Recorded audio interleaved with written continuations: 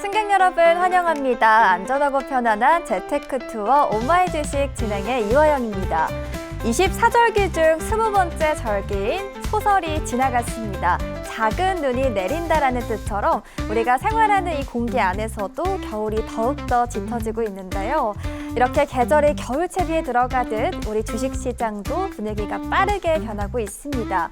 지금은 특히 작은 움직임 하나하나도 큰 흐름으로 이어질 수 있는 중요한 시기인 만큼 조금 더 보수적인 관점보다는 보다 긍정적인 시선으로 시장을 바라볼 필요가 있겠는데요. 오늘도 저희 오마이 주식에서는 투자자라면 놓치지 말아야 할 핵심만 추려서 시청자님들께 알차게 전해드리겠습니다. 생방송 오마이 주식, 재테크에 대한 궁금증, 고민 있으시다고요? 편하게 물어봐 주시면 되는데요. 저희와 함께 소통할 수 있는 창구 말씀드리겠습니다. 시청자님 모두 스마트폰 갖고 계시죠? 휴대전화 카메라를 켜주시고 하단 자막에 보이는 QR코드 스캔하시면 눈여겨보면 좋을 기업과 각종 주식과 관련한 특급 자료 바로 만나보실 수 있습니다. 앞으로 성공적으로 대응하실 수 있는 다양한 자료를 저희가 준비했으니까요. 많은 참여 부탁드릴게요. 자, 그럼 오마이 주식 힘차게 출발합니다. 시청자님과 함께할 안전하고 행복한 여행을 위한 오늘의 증시 기상도 지금부터 안내해드리겠습니다.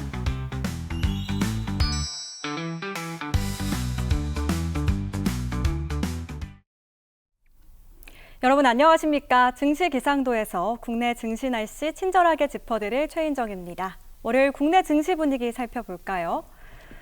우리 시장 3주 연속 월요일에는 강한 모습입니다. 이 주말 사이 미국의 12월 금리 인하 기대감이 부활하면서 외국인과 기관이 시장으로 돌아오고 있고요. 다만 코스닥은 약보합권에서 거래되고 있습니다. 오늘의 증시 키워드 만나보시죠. 바로 금리 인하와 변동성입니다. 금리 인하 가능성을 두고 시장엔 변동성이 커지고 있습니다. 주말 사이 있었던 가장 중요한 이슈였죠. 파월 다음으로 영향력이 있는 연준의 2인자죠. 존 윌리엄스 총재가 금리 인하 가능성을 시사했습니다. 이로 인해서 지난 금요일 뉴욕 증시 3대 지수가 일제히 반등에 성공했고요. 다만 반대쪽인 매파적인 의견도 여전히 존재합니다. 굴스비 시카고 여는 총재는 금리 인하에 신중한 모습인데요. 인플레이션 우려를 지적하는 모습이었습니다. 다만 시장은 금리 인하 가능성 쪽에 조금 더 귀를 기울였습니다. 패디워치에 따르면 윌리엄스 총재의 발언 전에 39%에 그쳤던 금리 인하 기대감은 70%대까지 올라갔다고 합니다. 일각에서는 12월 금리 결정이 동전 던지기라는 말이 나올 정도로 변동성이 이렇게 큰 이유는 아무래도 미국 정부의 업무 일시정지로 인해서 경제 지표들이 제대로 발표가 이루어지지 않았다는 점도 영향을 끼친다는 분석입니다. 미국의 금리 인하 여부, 국내 증시에는 어떤 영향과 흐름으로 다가올까요? 오늘 서성민 캡틴과 함께 전략 세워보시죠. 이어서 엔터와 콘텐츠 섹터 이슈 짚어보겠습니다. 먼저 하이브 차트를 가지고 왔는데요. 차트를 보시면 이달 들어서 하이브가 13%대나 하락이 됐다고 합니다. 하이브뿐만 아니라 YG, JRP 등 전반적으로 엔터주가 최근에 밀리는 모습인데요. 올해 3분기 실적 부진에 실망 매물이 출회되긴 했습니다만 증권가에서는 최근 주가 하락은 조금은 과하다는 의견이 있었습니다. 여기에 내년부터 각 엔터사의 간판급 아티스트들이 본격적으로 활동을 예고한 점에도 주목을 해보셔야겠습니다. 일단 BTS가 내년부터 월드 투어 공연에 나서는 것으로 알려졌는데요. 얼마나 큰 경제적 효과가 있냐면 콘서트 티켓으로만 1조 원, 응원봉이나 멤버들 포토카드 같은 굿즈 판매로도 8천억 원을 웃도는 매출을 낼 거란 분석이 있었습니다. 그러니까 앨범 판매를 빼고도 1조 8천억 원의 BTS 효과가 기대된다는 거죠. 과도하게 저평가를 받고 있는 구간, 그리고 앞으로의 재료가 정말 탄탄한 거라면 지금이 내 포트폴리오에 담아보기 좋은 타이밍일까 이런 생각이 드실 텐데요. 잠시 후 서성민 캡틴과 함께 짚어보시죠. 다음으로는 ESS 이슈 짚어보겠습니다. 전기차 시장이 잠깐 숨고르기에 들어가면서 2차 전지 기업들도 살짝 주춤했는데요. 그 빈자리를 채워줄 ESS, 에너지 저장 장치가 등장했습니다. AI가 급진적으로 커지면서 하루 종일 전기를 많이 쓰는 데이터 센터가 폭발적으로 늘고 있고요. 이곳에는 전기가 끊기면 안 되니까 이 에너지를 저장해두는 ESS 수요도 빠르게 늘고 있습니다. 특히 국내 배터리사의 미국 진출이 기대가 되는데요. 미국이 중국을 배제하는 공급망 재편을 더 강하게 밀어붙일 가능성이 커지면서 우리 기업들에게도 더 큰 기회가 열리고 있습니다. 삼성 SDI 차트인데요. 최근 반등세를 이어가다가 최근에는 조금 한풀 꺾인 모습입니다. 전기차 때문에 잠시 부진했던 국내 배터리 기업들이 ESS를 재료로 올라올 수 있을까요? 남은 궁금증은 이어서 서성민 캡틴과 함께 풀어보시죠. 지금까지 증시기상도였습니다. 안전하고 편안한 재테크 투어 오마이 주식 수익 드림팀이 뭉쳤다. 분석의 달인 날카로운 분석.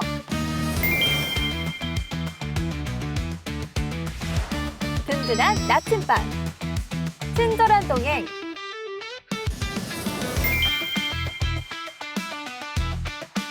부드러운 카리스마. 투자의 빅픽처.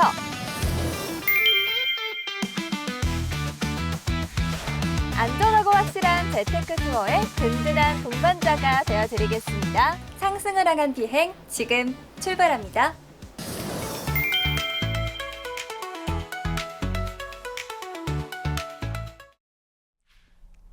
네, 최인정 캐스터와 함께 증시 날씨 짚어보고 왔습니다. 자, 우리가 기대했던 그런 반등은 시원하게 나와주지는 않고 있습니다. 미국 시장에서도요, 엔비디아 필두로 해서 정말 많은 기술주들이 계속해서 떨어졌다가 다시 반등하는 모습을 보여주고 있는데요. 우리 시장의 흐름도 비슷하기 때문에 대체 이런 변동성 언제까지 우리가 겪어야 할지 고민이 깊어지고 있죠. 자, 여러 가지 고민을 조금이나마 덜어드리고자 저희 오마이 주식 서성민 캡틴이 시장에서 매수의 기회로도 활용할 수 있는 기업을 준비를 했습니다. 자, 바로 앞으로 주식시장에서 함께 동행할 만한 기념품 같은 기업이 기다리고 있는데요. 오늘 방송 저희 탑승하신 분들만 챙겨가실 수 있는 선물 같은 종목이 되겠고요. 자, 어떻게 제공받을 수 있을지 상세하게 알려드릴게요. 자, 저희 화면 하단 보시면 QR코드가 나가고 있습니다. 시청자님 모두 스마트폰 가지고 계시죠? 휴대전화 카메라를 켜주시고 아래쪽에 보이고 있는 QR코드 스캔하시면 공략해볼 기념품 종목이 바로 제공이 됩니다. 저희가 주식 투자자분들께 조금이나마 도움이 되고자 준비를 해봤고요. 자, 이렇게 시장 공부와 더불어서 종목 기념품으로 이 어려운 주식시장도 현명하게 돌파해보시길 바랄게요. 자, 그럼 오늘 함께할 캡틴 소개해드리도록 하겠습니다. 자, 이번 주 이분과 함께 산뜻하게 출발해 보겠습니다. 서성민 캡틴 만나볼게요. 안녕하세요. 네, 안녕하십니까. 오마이 주식의 서성민 캡틴입니다. 자, 제가 이제 월요일마다 인사를 드릴 예정이고요. 일단은 월요일이 중요한 시작점이잖아요. 그래서 매주 한 주를 시작하는 출발점에서 전략적인 부분 상세하게 말씀을 드릴 테니까 끝까지 방송 잘 시청해 주셨으면 감사하겠고요. 자, 시청하시기에 앞서서 핸드폰, 스마트폰 그리고 필기도구 가지고 보시면 중요한 내용 놓치지 않으실 수 있으니까요. 이 부분 참고해 주셨으면 감사하겠습니다. 자, 그럼 힘차게 출발해 보도록 하겠습니다. 네, 특히 이번 주는요, 대내외적으로 저희가 봐야 하는 그런 많은 한 주가 될 것처럼 보여집니다. 자, 이번 주 25일부터인가요? 미국에서는 경제지표 발표가 몰려있는 상황이죠. 우리 투자 방향성에는 유의미한 이슈들이 많이 나오기 때문에 저희가 함께 주목해 보면 좋을 것 같고요. 자, 가까운 쪽 우리나라 27일에 열리는 금통위의 기준금리 결정까지도 있습니다. 사실 이럴 때가 저는 제일 정신이 없어요. 짧은 시간 동안 일정들이 꽉 차 있으면 헷갈리기도 하는데요. 아, 어디에 집중해 봐야 할지 고민이 됩니다. 캡틴, 이번 주 저희가 꼭 기억해야 할 그런 핵심 키워드는 어떤 게 있을까요? 네, 일단 지금 시장의 핵심 키워드는 두 가지라고 말씀을 드릴 수가 있겠는데, 첫 번째가 이제 AI 고평가 논란이 되겠고요. 두 번째가 금리 인하의 여부입니다. 그 금리 인하의 여부라는 거는 이제 12월 FOMC에서의 금리 인하 여부를 말씀드리는 거고요. 관련해서 연준 위원들의 발언이 나올 때마다 시장이 출렁이는 모습을 보셨다 보니까 그러한 부분에서 봤을 때 조금 방향을 딱 잡고 투자를 하는 자세가 필요하다라고 말씀을 드릴 수가 있겠습니다. 제가 정리를 해드리면 사실 지금 연준 같은 경우에는 금리를 결정하는 데 있어서 두 가지 요소를 살펴봐야 됩니다. 물가라는 요소와 고용이라는 요소 두 가지를 살펴보면서 시장을 시장을 좌지우지할 수 있는 금리 결정을 해야 되는 부분인데요. 지금 사실 그 미국이 셧다운에 돌입한 지 한 달이 지났고 그게 해제가 됐지만 그럼에도 불구하고 데이터들이 많이 손실되다 보니까 고용하고 물가에 대한 정확한 지표들이 조금 나중에 나오게 돼 있습니다. 그런 부분들이 조금 불확실성을 높인 상황이다라고 말씀을 드릴 수가 있겠고요. 하지만 지금 금리에 대한 방향성은 지금 어느 정도 잡고 있다라고 생각하시면 되는 게 지난번에도 윌리엄스 총재가 얘기를 하자마자 사실 금리 인하 확률이 70% 이상 올라갔다라는 것 자체가 시장은 금리 인하에 대해서 그만큼 기대를 많이 하고 있다라는 차원이 될 거다라고 말씀을 드릴 수가 있겠습니다. 그래서 사실 12월 달에 금리를 인하를 할지 안 할지는 정확하게 알 수는 없습니다. 거기에 따른 얘기가 나올 때마다 시장이 출렁거릴 텐데요. 금리 인하를 하지 않는다고 해도 금리의 방향성은 정해졌다라고 생각을 해주시면 되는 게 고용 지표들이 계속해서 악화될 수밖에 없는 환경이 조성되고 있다라는 거 정도는 알고 계셔야 될 것 같습니다. 일단 셧다운 관련해서도 공무원들이 많이 해임됐다라는 부분, 그리고 지금 AI 인프라 전환과 관련해서 빅테크들의 고용 자체가 많이 꺾였다라는 부분을 봤을 때 그런 것들을 모두 고려한다라고 한다면 앞으로 방향성은 금리는 계속 인하될 환경에 있다라고 보시면 되기 때문에 유동성에 대한 걱정은 크게 하실 필요가 없습니다. 하지만 지금 증시가 워낙에 투심이 많이 꺾인 상황이기 때문에 그 말 한마디 한마디에 갈대처럼 이렇게 흔들리는 상황을 보이고 있거든요. 이럴 때일수록 투자자 여러분들, 승객 여러분들은 중심을 딱 잡고 계셔야 된다라고 생각을 하고 있고요. 그 중심 저희가 잡아드릴 테니까 끝까지 잘 시청해 주시면 되겠습니다. 네, 그래도 우리 시청자님들 서서민 캐팅과 함께라면 든든한 중심 잡아볼 수 있을 것 같습니다. 집중해 보시죠. 자, 지금부터는요, 핵심 키워드 통해서 좀 더 상세한 브리핑 이어보도록 하겠습니다. 자, 이번에는요, 엔터 쪽 이야기 한번 나눠보도록 할게요. 중국과 일본의 관계가 악화되면서 불똥이 튀고 있습니다. 그래서 살아날 수 있을지가 궁금하고요. 그런데 이제 찾아보니까 증권가에서는요, 내년이 K-팝의 해가 될 것이라고 전망하는 곳들도 많습니다. 물론 모든 기업들이 해당하진 않겠죠. 옥석 가리기가 필요해 보이는데요. 4대 엔터사들의 주가를 봤을 때도 굉장히 지지부진합니다. 자, 캡틴, 엔터주는요, 본격적으로 언제 좀 상승을 이어갈 수 있을까요? 네, 일단 엔터주에 대해서는 지금 현재 구간에서는 주가가 많이 눌린 구간이 맞습니다. 지금 엔터 4사의 주가가 정말 말도 안 되게 안 좋은 상황인데 사실 저는 지금이 바닥 구간이라고 생각하고 있는 부분이기 때문에 거기 관련된 말씀을 드리고자 합니다. 그 이유에 대해서 한 가지씩 짚어보면서 설명을 드리면요. 사실 일단은 첫 번째로 드리는 말씀이 비용 정상화와 활동 재개에 관련된 부분을 말씀을 드리는데 사실 일단 3분기 실적은 많이 엇갈렸습니다.